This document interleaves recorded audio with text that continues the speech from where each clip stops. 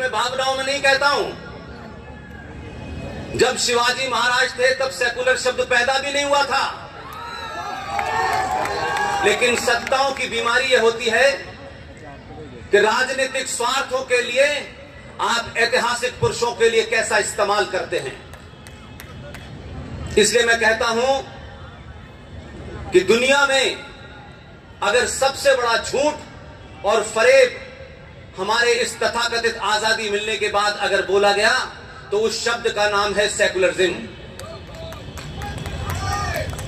इस सेकुलरिज्म की परिभाषा मुझे बताई गई कि भारत का जो संविधान है उसमें भी ये प्रेरणा शिवाजी जी से आई। मैं ढूंढने की कोशिश कर रहा हूं। मैंने 3-4 साल पहले अपने नौकरी को छोड़ा और ये राजनीतिक लेवल पे सत्ताओं को खुश करने के लिए जो आप जब झूठ बोलते हैं तो आपके निजी स्वार्थ पूरे होते हैं, लेकिन राष्ट्र का स्वार्थ समाप्त हो जाता है। मेरे लिए राष्ट्र बहुत बड़ा है, किसी का निजी स्वार्थ बिल्कुल भी कोई बड़ा नहीं है, वो कोई कितना भी बड़ा हो।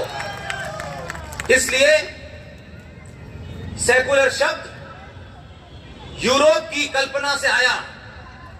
यूरोप के अंदर जो उस वक्त के किंग हुआ करते थे, राजा हुआ करते थे, वो चर्च से चला करते थे।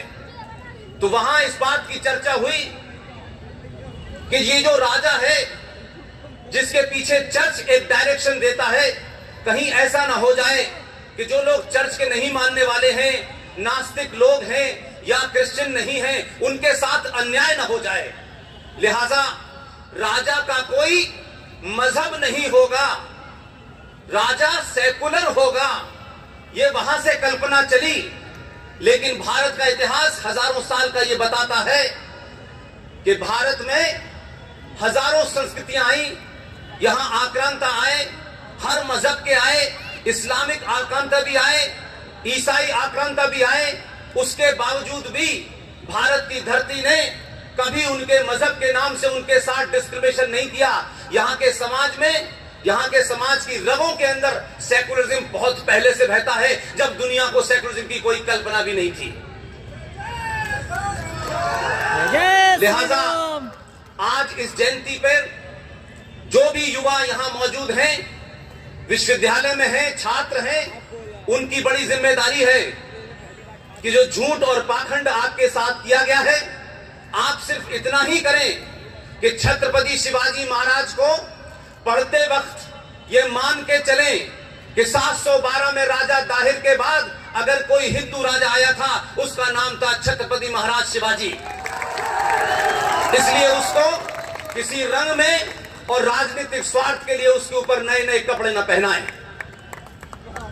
इस सेकुलर शब्द का जब भारत की संविधान बन रहा था, दिसंबर 1948 में जो संविधान सभा के अंदर जितनी भी डेलिब्रेशन चल रहे थे, तब भी किसी साहब ने सेकुलर शब्द की बात कही थी। उस वक्त संविधान सभा में जब सेकुलर शब्द पे डिबेट आई तो एक महान नेता ने खड़े होकर के कहा कि भारत की संस्कृति, हमारा सनातन किसी सेकुलर शब्द का मोहताज नहीं है।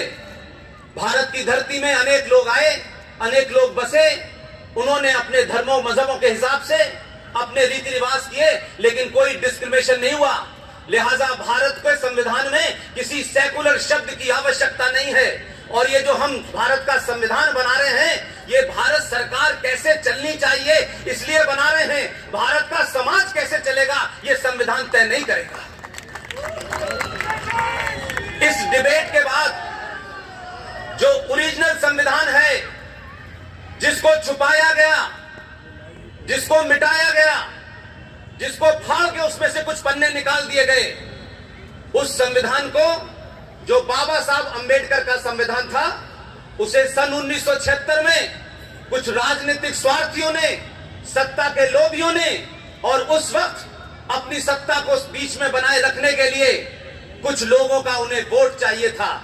इसलिए रात के अंधेरे में जब देश के तमाम नेता और बुद्धिजीवी जेल में थे, यकायक मैडम इंदिरा गांधी ने भारत के संविधान के प्रियम्बल में आपने सोशलिज्म और सेकुलरिज्म का शब्द डाला।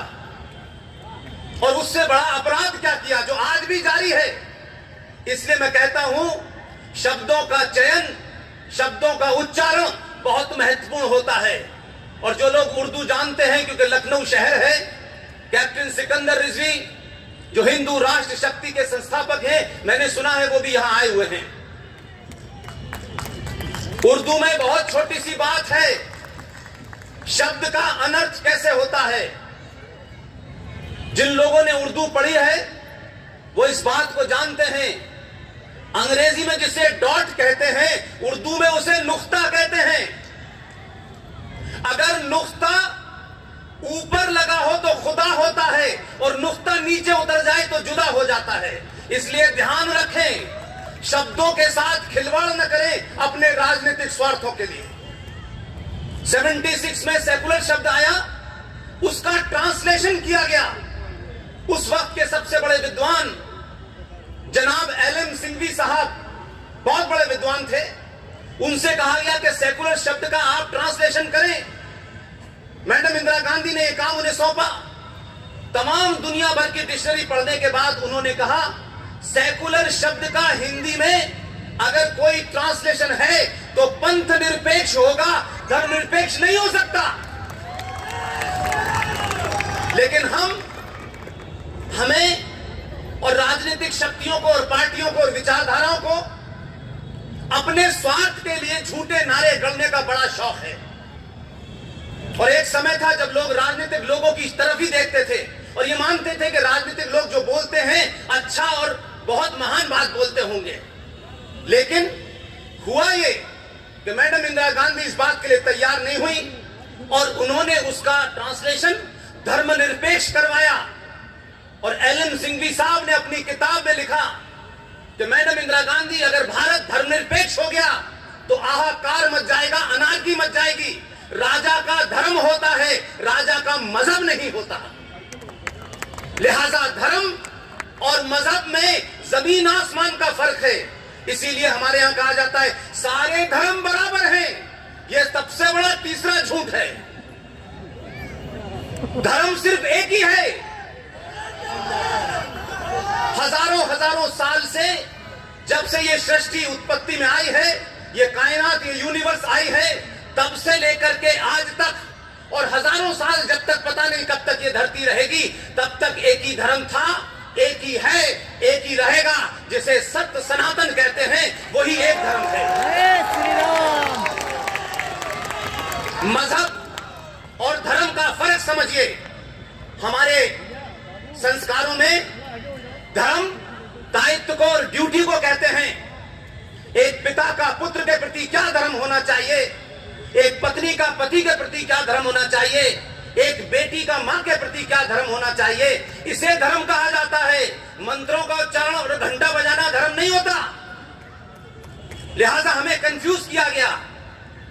जितने भी मजहब हैं, दुनिया में जितने मजहब हैं, उनकी कोई किताब है, उनका कोई पैगंबर है। वो किताब कभी पैदा हुई है, वो पैगंबर कभी पैदा हुआ है। इसलिए मैं बार बार एक बात कहता हूं कि सनातन का न कोई किताब है, न वो पैदा हुआ है, और जो कभी पैदा नहीं होता वो मर नहीं सकता। जो किताबें पैदा हुई हैं, जो पैगंबर पैदा हुए हैं, उनकी कोई न कोई डेट होगी जब वो समाप्त होंगे। अकबर ने भी एक मजहब चलाया था, पता चला कहां है, वो दीन के अलाही के पास पहुंच गया। इसलिए धर्म और मजहब में फर्क करना सीखें। इसलिए मैं बात कहता हूं कि आज 2021 के दौर में भारत के युवा के पास एक ऐसा हथियार है कि आप कितना भी पाखंड और झूठ बोलेंगे, आप डाइस से उतर के नीचे जाएंगे, इससे पहले वो युवा बता देगा कि ये जो आदमी बोल रहा था क्या सच था क्या गलत था। 5 मिनट में उसके पास सारी चीजें आ जाएंगी। इसलिए आज के युवा को झूठ और भटकाया नहीं जा सकता। मैं मानता हूं कि आज के युवा इसी कारण से दुनिया में जो उथल पुथल है, अमेरिका में जो उथल पुथल है, दुनिया के तमाम देशों के अंदर जो कोताहल मचा हुआ है, उसके पीछे एक ही बड़ा कारण है कि आज संचार क्रांति ने दुनिया को बहुत छोटा कर दिया है। इसलिए कौन राष्ट्र के साथ है और कौन राष्ट्र के खिलाफ है, यह बिल्कुल ओपन है। लिहाजा एक और हमारे राजनीतिक लोगों ने बहुत दिन तक यह नारा चलाया, मजहब नहीं सिखाता आपस में बैर रखना, हिंदी है हम वतन है हिंदुस्तान हमारा। अरे ये मजहबी है जो आपस में बैर रखना सिखाता है, ये सिर्फ धर्म है जो पूरी दुनिया में बैर रखना नहीं सिखाता। इसलिए अपने अपने नारों को, नैरेटिव को करेक्ट कीजिए। ये 2021 में नैरेटिव की लड़ाई है और आपने गलत नैरेटिव पैदा कर लिए हैं, इसलिए आप सही तरीके से उसका जवाब नहीं दे रहे। मैं कभी किसी युवा से नहीं कहता कि तलवार उठाओ और गर्दन काट दो। जिनकी किताब ये कहती है वो जाने। मैं आपसे कहता हूं कि आप अपने तर्कों से, लॉजिक से, रीजन से, रेफरेंस के साथ आप अपने दुश्मन को नस्ते नाबूद करें। अगर आप बौद्धिक रूप से मजबूत होंगे तो फिर आपको किसी हथियार की आवश्यकता नहीं होगी। एक डरपोक समाज, मानसिक रूप पे समाज पहले डरपोक होता है, फिर आप उसको कितना भी बड़ा हथियार दे दें वो चला नहीं सकता। लिहाजा मैं मानता हूं कि पिछले 70-80 सालों में इस इंडियन स्टेट भारत राष्ट्र के खिलाफ काम कर रहा था। इसलिए स्टेट में और नेशन में फर्क करना सीखिए। देश, राष्ट्र और सरकार तीन अलग अलग चीजें हैं। देश की परिकल्पना सिर्फ एक ज्योग्राफी के तहत होती है कि भारत एक भूमि का टुकड़ा है, उस टुकड़ी के तमाम उसकी सुरक्षा के लिए सेना लगी हुई है, एयरफोर्स लगी हुई है, नेवी लगी हुई है। लेकिन राष्ट्र क्या है? देश और राष्ट्र में फर्क सिर्फ इतना ही है कि राष्ट्र आपके सरोकारों से, संस्कारों से, संस्कृति से, आपकी आस्थाओं से चलता है और राष्ट्र को समाज चलाता है और देश को सरकार चलाती है। पिछले कई सालों में मैं लगातार ये देख रहा हूं कि आज के युवा को, सत्ताओं में बैठे हुए लोग समाज को पूरी तरीके से पॉलिटिकली ड्रिवन कर रहे हैं कि हर आदमी ये मान के चले कि राजनीति ही उसका अंतिम लक्ष्य है। जिन लोगों को सत्ता प्राप्त करनी है उन्हें करने दीजिए, लेकिन जिनको राष्ट्र से प्रेम है, अपनी आस्थाओं से प्रेम है, अपनी पहचान से प्रेम है, अपने सरोकारों से प्रेम है, अपनी संस्कृति से प्रेम है, अपने इतिहास से प्रेम है, वो तमाम सारे लोग राजनीतिक सत्ताओं के पीछे भागने से अलग हों और राष्ट्र निर्माण में लगे, तभी ये देश बचेगा। इसलिए आज ये कहा गया, भारत के आर्मी चीफ ने कहा, खुल्लम खुल्ला कहा, लेकिन हम समाज को इतना स्वार्थी बना चुके हैं कि हमें सच बात अच्छी नहीं लगती। भारत के आर्मी चीफ ने कहा कि ये जो भारत है ये 2.5 युद्ध में ग्रस्त है। भारत के पश्चिम में एक मुल्क है, भारत के पूरब में 2 मुल्क हैं। भारत की सुरक्षा के लिए दुनिया के रफेल हैं, मिराज है, एयरफोर्स है, नेवी है, लेकिन ये जो 2.5 युद्ध में ये आधा युद्ध है, ये भारत राष्ट्र के अंदर गद्दारों द्वारा लड़ा जा रहा है। ये टुकड़े टुकड़े गैंग द्वारा लड़ा जा रहा है, ये शाहीन बाग पे लड़ा जा रहा है, ये अलग अलग शक्लों में है। ये आपके कॉलेजेस में मिलेगा, ये एंटरटेनमेंट में मिलेगा, ये इतिहास में मिलेगा। इस युद्ध से लड़ने के लिए भारत राष्ट्र के हर नागरिक को लड़ना है। इसके लिए राफेल की जरूरत नहीं पड़ेगी, इसके लिए सेना की जरूरत नहीं पड़ेगी। और ये युद्ध आज भारत के सामने एक बड़ी चुनौती बन के खड़ा हुआ है। आज के युवा को चाहिए कि आप किसी पार्टी को वोट दें, आपका कोई विचार हो, यह मेरे लिए कतई महत्वपूर्ण नहीं है। मेरे लिए महत्वपूर्ण यह है कि आप अपने राष्ट्र को बचाने के लिए, अपनी संस्कृति को बचाने के लिए, अपनी पहचान को बचाने के लिए क्या कर रहे हैं। क्या मैं पूछ सकता हूं, यह बात तो कही गई कि छत्रपति शिवाजी को जिस विश्वविद्यालय में मैं पढ़ा, वहां के एक प्रोफेसर ने भारत का इतिहास लिखा, वो जीवित हैं और उन्होंने लिखा Shivaji is a mountain rat. मेरा सवाल यह है कि ये सब बातें कहना मन से अच्छी लगता है, लेकिन अगर आपका ये यकीन है और कन्विक्शन है कि ये गलत है, तो ये बदला गया कि नहीं बदला गया, या इसके बदले जाने के लिए भी कोई नई सरकार आएगी क्या? आपके पास समय कम है, बहुत कार्य करने हैं सरकारों को। जो लोग राष्ट्र से प्रेम करते हैं वो इतनी शक्ति पैदा करें कि सरकारें ये पूछें कि अब हमें अगला काम कौन सा करना है। इसलिए सरकार बदलने से पहले समाज का बदलना जरूरी है। मैं मानता हूं कि 2014 और 2019 ऐसे ही नहीं पैदा हुआ है, पहले समाज बदला तब सत्ता बदली है। इसलिए इस सत्ता को, जो यहां हो या दिल्ली में हो या देश के कहीं भी हो, आपको एक पॉजिटिव एजिटेशन करना है, आपको एक सकारात्मक आंदोलन करना है। इस देश में संसद से बनाए हुए कानून के खिलाफ लोग बैठ जाते हैं, इस देश में सुप्रीम कोर्ट द्वारा पास किए हुए किसी आदेश के खिलाफ बैठ जाते हैं। लेकिन मैं ये पूछना चाहता हूं, क्या भारत राष्ट्र का युवा सब कुछ सरकार करेगी इसी इंतजार में बैठा है? नहीं, सब कुछ सरकार नहीं कर सकती। मेरी आपसे एक गुजारिश है, ये काम आप करें और इसका रिजल्ट देखें कि आज भी भारत के संविधान में 20 झूठ बोले गए हैं, 20 ऐसी धाराएं डाली गई हैं जो झूठ और फरेब से भरी पड़ी है। क्या आप उस पर चिंतन मनन नहीं कर सकते? ऐसे ही एक धारा थी 333, 333, 1950 में संविधान बना। 333 नाम की यह धारा क्या है, यह पूछा नहीं किसी ने। हम लगातार पिछले 50 साल को यह पढ़ाते हैं कि भारत की लोकसभा में 545 सदस्य हैं, 543 पे चुनाव होता है, लेकिन 2 लोग जो है राष्ट्रपति द्वारा नॉमिनेट किए जाते हैं। कभी इसके बारे में पूछा नहीं है कौन लोग हैं, कहां से आए थे, किस लिए किए जाते हैं। लेकिन मुझे खुशी है, मैं इसलिए बार बार कहता हूं, मंचों से ईमानदारी से बोलिए। आज का समाज सच सुनना चाहता है, झूठ सुनना नहीं चाहता।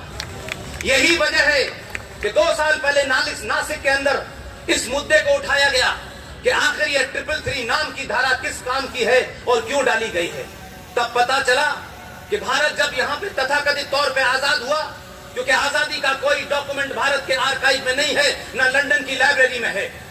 ये भारत 1947 को ट्रांसफर ऑफ पावर हुई थी, आजादी नहीं मिली थी। लेकिन आप सोचिए कि वो ताकतें जिसे आप कहते हैं ये ब्रिटिश शासन था, मैं कहता हूं उस नैरेटिव को बदलिए। ये मुगलों का शासन नहीं था, ये इस्लामिक आक्रांताओं का शासन था, ये ईसाइयों की सरकार थी। आप उसे ब्रिटिश कह करके असली नैरेटिव से बदलने की कोशिश करते हैं। वो यहां से जाने लगे, जो ब्रिटिशर भारत में रह गए, जिनकी भारतीय महिलाओं से शादी हुई और वो यहीं उनकी संतानें उत्पन्न हुई, उन भारतीय महिलाओं से उन अंग्रेजों की उत्पन्न होने वाली संतानों को एंग्लो इंडियन कहा गया। मैंने सवाल किया नासिक के अंदर कि भारत में कितने एंग्लो इंडियन हैं जिनके लिए 1950 से आपने 2 सीटें रिजर्व कर दी हैं। उसका असर यह हुआ कि जब आप जोर से बोलते हैं, बिना किसी लालच के बोलते हैं और आपका किरदार पब्लिक में है, वही पर्सनल होता है, तो आपको याद होगा आज से 6 महीने पहले भारत की पार्लियामेंट में भारत के कानून मंत्री ने इस पर बयान दिया और बयान में यह कहा कि पूरे भारत में जो 2 सीटें राष्ट्रपति नॉमिनेट करते हैं एंग्लो इंडियन के लिए, इनकी टोटल जनसंख्या भारत में 262 है। मात्र 262 लोगों के लिए 2 सीटें राष्ट्रपति नॉमिनेट करते हैं। भाई अंग्रेज चले गए, जो यहां रह गए थे, उनसे उत्पन्न होने वाली संतानों का भी अब कोई वंश नहीं मिलता। लेकिन ये किस खुशी में 2 सीटें दी जाती हैं? भारत में हजारों समाज ऐसे हैं जिनकी गिनती लाखों में है, उनके रिप्रेजेंटेशन के लिए इन सीटों को बांट दिया जाए। लिहाजा इतिहास को पढ़िए, अपने सरोकारों को जानिए। मैं मानता हूं कि आप देखें कि संविधान को लेकर के बहुत चिंता है। आप एक आंदोलन करें, पूरे देश में करें, किसी सरकार के खिलाफ नहीं होगा, क्योंकि आप राष्ट्र के हित में यह आंदोलन करेंगे। मैं मानता हूं कि सरकारें जो होती हैं उनको भी समाज का डर होता है, सरकारें भी जानती हैं कि समाज क्या चाहता है। और आपने इस एक्सपेरिमेंट को 2014 में देखा और 2019 में देखा, और यही दबाव था कि सरकारों को लग गया कि हमको चुन के जिन्होंने भेजा है वो सड़कें बनाने के लिए नहीं भेजा है, पार्क बनाने के लिए नहीं भेजा है। इस बार उनको समझ में आ गया कि हमें चुन के जिन्होंने भेजा है राष्ट्र निर्माण के लिए भेजा है, इस राष्ट्र के सामने जो खतरे हैं उनको खत्म करने के लिए भेजा है। और आप ही का दबाव था कि सरकार दिल्ली में बैठी हुई सरकार को इस बात का एहसास था कि 2019 में उसको 283 से 303 सीटें क्यों दी हैं इन सनातनी हिंदुओं ने। उनको पता था, इसीलिए उन्होंने वो कर दिखाया जो भारतीय संसदीय इतिहास में पहली बार हुआ। इसलिए मैं कहता हूं कि आप ऐसे लोगों को चुने जो आपकी आकांक्षाओं को, आपके मुद्दों को, इस राष्ट्र के बचाने वाले मुद्दों को पास करने के लिए वो अपना सारा दिमाग लगाएं। धारा 370 हटी, 35A हटा। आप जानते हैं, ये बात मैं सार्वजनिक मंच से इसलिए कह रहा हूं कि आपको इस बात का खुशी होना चाहिए कि जब आप पिछले 70 सालों से सरकारें चुनते थे तो कोई ब्राह्मण के नाम पे चुनता था कि 2 मंत्री हो जाएं, 2 ठाकुर हो जाएं, 2 दलित हो जाएं, कुछ यादव आ जाएं। आपने आज तक सनातनी हिंदू होकर के वोट दिया ही नहीं था, इसलिए वही सरकारें बनी। और जब आप 2014 में बदले, 2019 में बदले, तो सत्ता में बैठने वालों को पता चल गया न ये यादव का वोट है, न ब्राह्मण का है, न ठाकुर का है, ये सनातनी हिंदू का वोट है। इसलिए बता रहा हूं मैं, आपकी सामूहिक शक्ति का प्रदर्शन बताता हूं मैं, आपकी सामूहिक शक्ति का असर बताता हूं मैं कि दिल्ली के अंदर जब धारा 370 हटाई जा रही थी तो बड़े सारे लोगों ने कहा कि इनका तो बहुमत नहीं है राज्यसभा में, तो बिना बहुमत के कैसे हट सकते हैं। लेकिन संसदीय प्रणाली में पहली बार एक बिल को राज्यसभा में ही लाया। इसलिए मैंने कहा, बहादुरों को चुनिए, कायरों को मत चुनिए। और जब आप बहादुरों को चुनते हैं तो वो बहादुर जानता है कि उसके पीछे 100 करोड़ सनातनी हिंदू खड़ा हुआ है, इसलिए वो लफाजी नहीं करता, सेकुलरिज्म की परिभाषा नहीं बताता, सेकुलरिज्म की मुल्लमागिरी नहीं करता, और बोलने से पहले ये नहीं कहता यहाँ कुछ ऐसे लोग बैठे हैं, वहां कुछ ऐसे लोग बैठे हैं, इसका ध्यान रखिए, उसका ध्यान रखिए। ये राजनीतिक लोगों का मुखौटा होगा, पुष्पेन का नहीं है।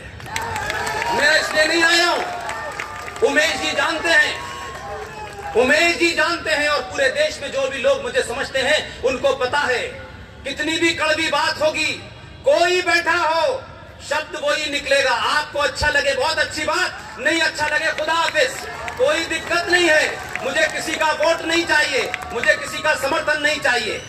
आपने जब चुना तो आपको अंदाजा होगा इस बात का कि 370 का बिल राज्यसभा में आया, और राज्यसभा में जिस सरकार का बहुमत ही नहीं था वही पास पहले हुआ। पूरा देश स्तब्ध है, ये कौन सी कलाकारी है। उसने भी इस संविधान की तमाम धाराओं का, मान्यताओं, परंपराओं का, संसदीय प्रणाली का सदुपयोग किया, और क्योंकि आपका दबाव था इसलिए उसने कहा कि कुछ भी हो जाए, इसी व्यवस्था में से मैं उन लोगों को, जिन लोगों ने मुझे चुन के भेजा है, मैं उनको ये बिल पास करके दिखाऊंगा। 2014 में आपने एक को भेजा था, उसने बड़ा समझाया छोटे भाई का पजामा बड़े भाई का कुर्ता पहनने वालों को। उसने कहा मेरी बात मान लो, बहुत समझाया कि सब कुछ संविधान से चलेगा, संविधान से ऊपर कोई नहीं होगा, और जिसने भी संविधान से ऊपर होने की कोशिश की फिर वो ऊपर ही जाएगा। लेकिन ये नहीं माने, क्योंकि उनकी 70 सालों में आदत डाली गई है कि हम भीड़ तंत्र से इस देश की सत्ता को डरा देंगे, इस देश की पुलिस को डरा देंगे, इस देश की सेना को डरा देंगे। लेकिन 2019 में आपने उससे खतरनाक को भेजा, और जब ये बात आप करते हैं, इसका साइकोलॉजिकल मैसेज क्या गया, उनको समझ में आ गया कि ये सनातनी समाज जो हर एक से तारीफ की उम्मीद करता है, चाहता है कि हर एक के सामने हम पॉलिटिकली करेक्ट रहें। आपने पहली बार भारत के इतिहास में पॉलिटिकली इनकरेक्ट होना शुरू कर दिया। उसका नतीजा यह निकला कि राज्यसभा में जिस दिन बिल आया तो बिल में वोट डाला गए, बहुत सारे लोगों को समझ में नहीं आया। अपोजिशन का लीडर पीछे मुड़ मुड़ के देख रहा था, कहां गए वो लोग। बहुत देर ढूंढा, उसे पता ही नहीं चला कि लोग कहां गए। और वहां भारतीय जनता पार्टी और उनके जितने भी सदस्य थे वो पूरी गिनती में मौजूद थे। बिल पास हो गया। बिल पास होने के बाद शाम तक किसी को यह समझ में नहीं आया कि राज्यसभा में बीजेपी का बहुमत नहीं था, फिर यह बिल राज्यसभा में कैसे पास हो गया। आपने जिस आदमी को भेजा है भजन कीर्तन करने के लिए नहीं भेजा,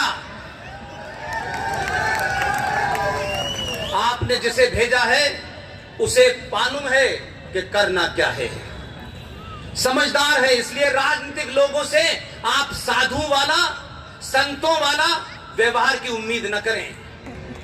यह अलग समाज है। साधु संत राजनीति में जा रहे हैं और राजनीति के खिलाड़ियों से हम कहते हैं तुम्हें संत होना चाहिए। नहीं, राजनीति में चाणक्य जैसा आदमी होना चाहिए, जिसे पता हो क्या करना है। सावरकर जैसी सोच का होना चाहिए, छत्रपति शिवाजी महाराज की सोच का होना चाहिए। उस शख्स ने क्या किया कि 1 महीने पहले संसद की जो व्यवस्था है उस व्यवस्था में भारत के नए नए चुने हुए, नए नए नॉमिनेट किए हुए मेंबर ऑफ पार्लियामेंट को बीच बीच में कि लखनऊ की नगर पालिका कैसे काम करती है, दिल्ली की नगर पालिका कैसे काम करती है, इसके अध्ययन के लिए कोई स्विट्जरलैंड डेलीगेशन जाता है, कोई नीदरलैंड जाता है। 2 महीने पहले उसने डेलीगेशन की घोषणा कर दी और कहा कि आप लोगों को नीदरलैंड जाना है, वहां पानी कैसे डिस्ट्रीब्यूट होता है इसकी आप स्टडी करके आए। वो भी नए नए थे, उन्होंने फौरन कहा हम जाने को तैयार हैं। और ये परंपरा है, ऐसे डेलीगेशन जाते रहते हैं। उसमें किसी साहब ने पूछा कि आखिर क्या बात है कि इस डेलीगेशन में कोई बीजेपी का नहीं है। तो किसी ने कहा कि मोदी जी का मंत्र है सबका साथ सबका विकास। और आप देखिए, ये खुले मन से कह रहा हूं, ये मैं जानता हूं कि सरकार के लोगों की अपनी बाध्यता होती है, संविधान उन्हें रोकती है। जिस दिन दिल्ली में 370 का बिल आना था, आपके आदमियों ने उन जो 50 लोगों को बाहर भेजा था, उस दिन लौटने की टिकट भी वहां से नहीं मिलती थी। तो पार्टी का अध्यक्ष ढूंढ रहा था कहां गए लोग, उसे पता ही नहीं था कि नीदरलैंड में घूम रहे हैं वो लोग। इसलिए इसी व्यवस्था में से बहुत कुछ बदला जा सकता है। अब कोई बहाना नहीं है।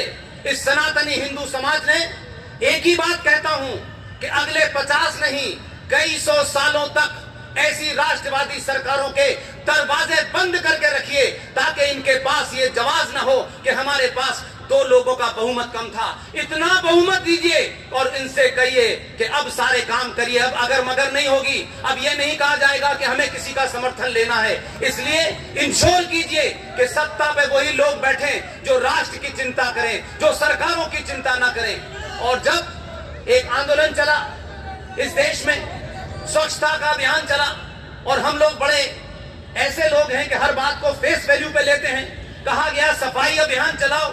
अरे सफाई अभियान का मतलब समझो मेरे भाई,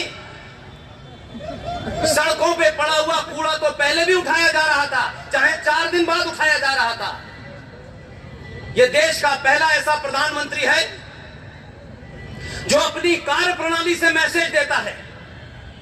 यह चिल्लाता नहीं है, यह एक्शन करके बताता है। जब मैं ये कर रहा हूं, देश का संविधान की शपथ लेके कर सकता हूं, तो तुम एक आम नागरिक हो, तुम्हें तिलक लगाने, चोटी लगाने से क्या प्रॉब्लम है, तुम्हें मंदिर जाने से क्या समस्या है, यह मैसेज कोई नहीं दे सकता।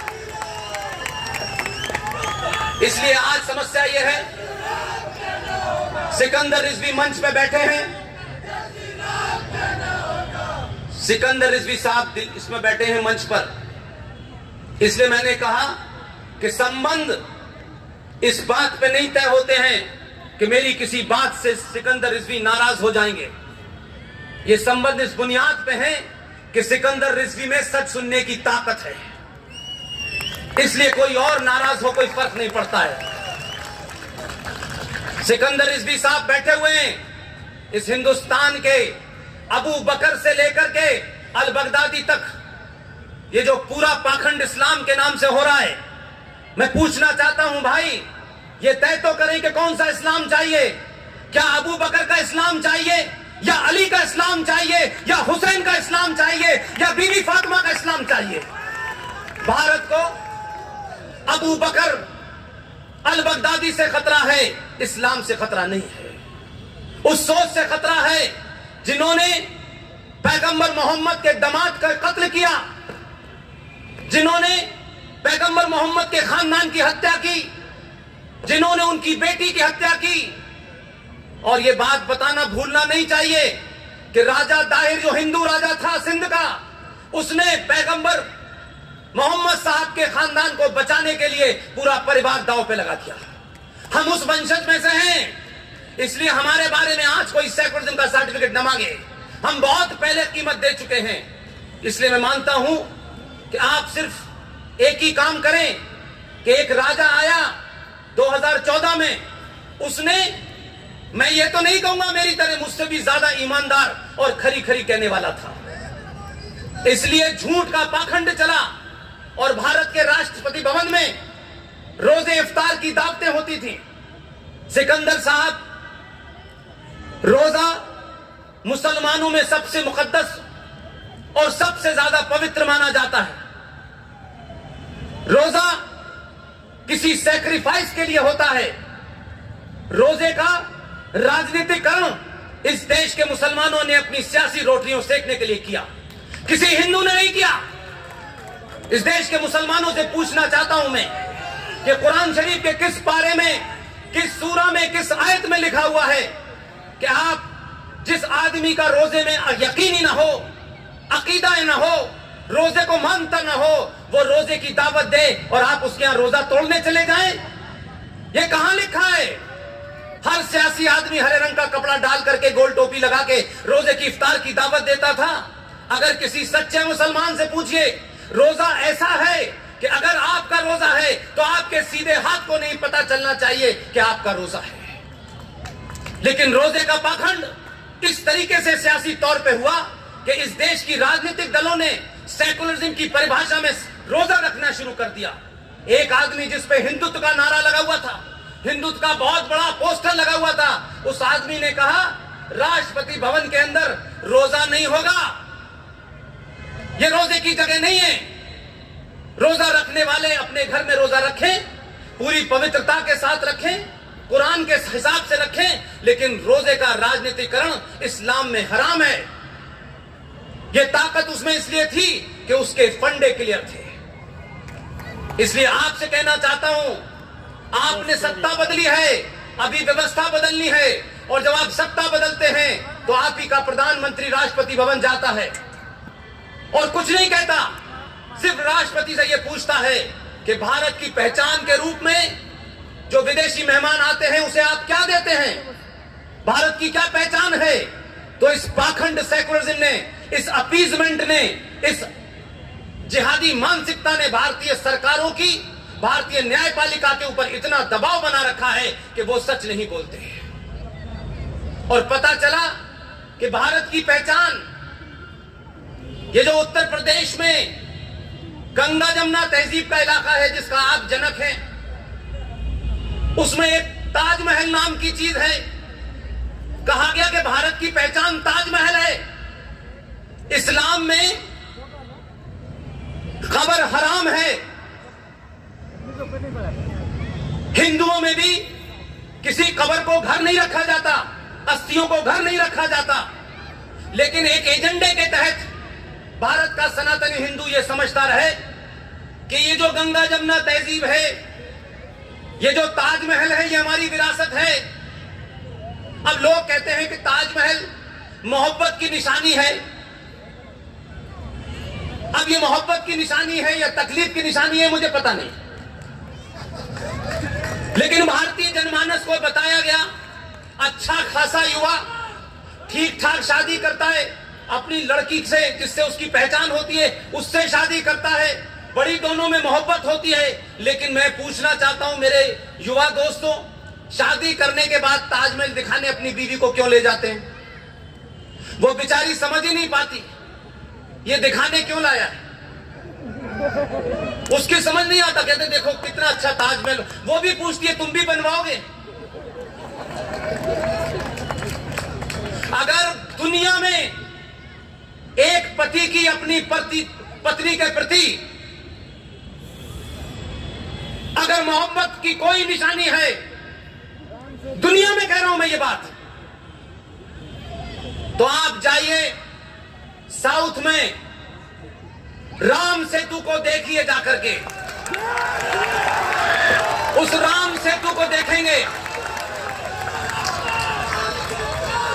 मर्यादा पुरुषोत्तम राम की पत्नी का अपहरण करके श्रीलंका ले जाया गया। यह कहानी मुझे सुनानी नहीं है, लेकिन मुझे सिर्फ इतना ही बताना है कि उस पत्नी को वापस लाने के लिए पुल बनाया।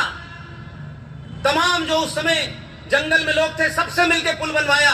अपनी पत्नी को लेने गए, सोने की लंका थी, वहां से 10 ग्राम सोना लेके नहीं आए, वापस आए, उन्हीं वानरों के साथ अयोध्या में दिवाली मनाई। किसी का हाथ नहीं काटा जो ताजमहल बनाने वालों का काटा गया था।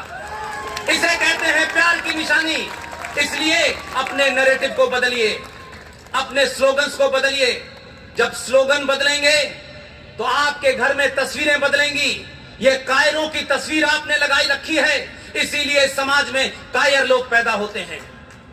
आप नहीं चाहते कि आपके देश में छत्रपति शिवाजी पैदा हो, सावरकर पैदा हो, सुभाष पैदा हो, स्वामी विवेकानंद पैदा हो, आप नहीं चाहते।